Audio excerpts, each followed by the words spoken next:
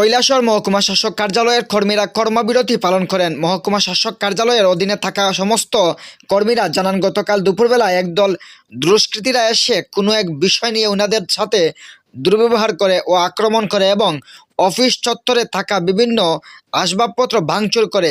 এরই প্রতিবাদে শুক্রবার সকালবেলা ওনারা কর্মবিরতি পালন করেন। মহকুমা শাসক প্রদীপ সরকার গতকাল দুষ্কৃতীদের বিরুদ্ধে কৈলাসহর থানায় একটি লিখিত অভিযোগ দায়ের করেন। শুক্রবার দুপুরবেলা দুষ্কৃতীরা এসে মহকুমা শাসকের কাছে ক্ষমা চান এবং ওরা নিজেদের ভুল বুঝতে পারে। পরবর্তী সময় বিশিষ্ট আইনজীবী সন্দীপ দেবরায় ও TRKS মহকুমা কমিটির বরিষ্ঠ কার্যকর্তা পার্থসারথী দত্ত উক্ত বিষয় নিয়ে মহকুমা শাসক প্রদীপ সরকারের সাথে দীর্ঘ সময় আলাপ আলোচনা করেন। এরপর ফিরে কর্মসংস্কৃতি। গতকাল অর্থাৎ 2রা জানুয়ারি দুপুর 2টা 10 নাগাদে কিছু সংখ্যক দুষ্কৃতিকারীরা আমাদের অফিসে আসে এবং সেই SDM অফিসের যারা কর্মচারী তাদের সাথে মিসবিহেভ করে। অ্যাকচুয়ালি আমরা জানতে পারলাম আজকে যে সেই ঘটনাটা ঘটেছে সেটা সম্পূর্ণ অনভিপ্রেত ঘটনা। তারাও মিসলেড হয়ে সেখানে এসে গেছে এবং তারাও আমাদের সাথে যোগাযোগ করেছে যে তারা খুবই দুঃখিত এবং আমাদের SDM সাহেবের সাথে এসে তারা তাদের সেই মার্জনাটুকু পেয়ার করবে মার্জনার জন্য। এবং সেই নিরিখে আমরা আজকে আমাদের SDM অফিসে যারা কর্মচারী রয়েছেন তাদের সাথে আমরা কথা বলি। তারা প্রথমে প্যান ডাউন করতে চেয়েছিল, কিন্তু আমরা চাই না কোনো সময় আমাদের ওয়ার্ক কালচার নষ্ট হোক এবং আমরা যেহেতু রাষ্ট্রবাদে বিশ্বাসী এবং সেই ওয়ার্ক কালচারে বিশ্বাসী এবং আমাদের SDM স্যারের সাথে আমরা মৌখিকভাবে কথা বলেছি। উনিও আমাদের আশ্বস্ত করেছেন যে আমাদের কর্মচারীরা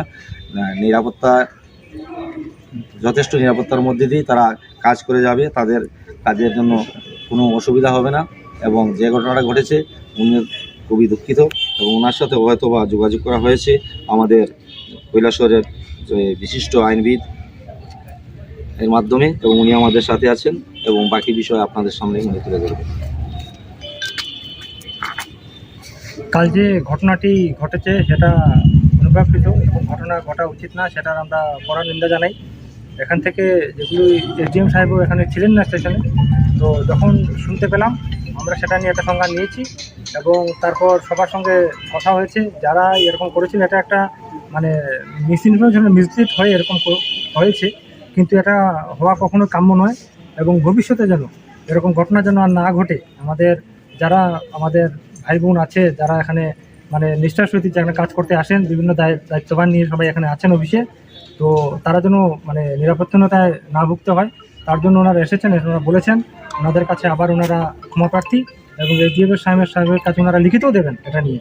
আগামী দিন যেন এরকম কিছু হয় না, আর যদি কিছু করা হয় এরকম, তাহলে এনাদের মতামত নেই। এখানে আমাদের সঙ্গে আমাদের পার্থবাবু আছেন, প্রশান্তবাবু আছেন, ওনারাও এখানে ছিলেন, ওনারাও বলেছেন যদি এরকম হয় তাহলে আগামী দিন করা ব্যবস্থা নেওয়া হবে। রাজ্যের মুখ্যমন্ত্রী প্রতিবারই সুশাসনের বার্তা দেন বা অন্যান্য মন্ত্রীরা যারা আছেন সুশাসনের বার্তা দেন।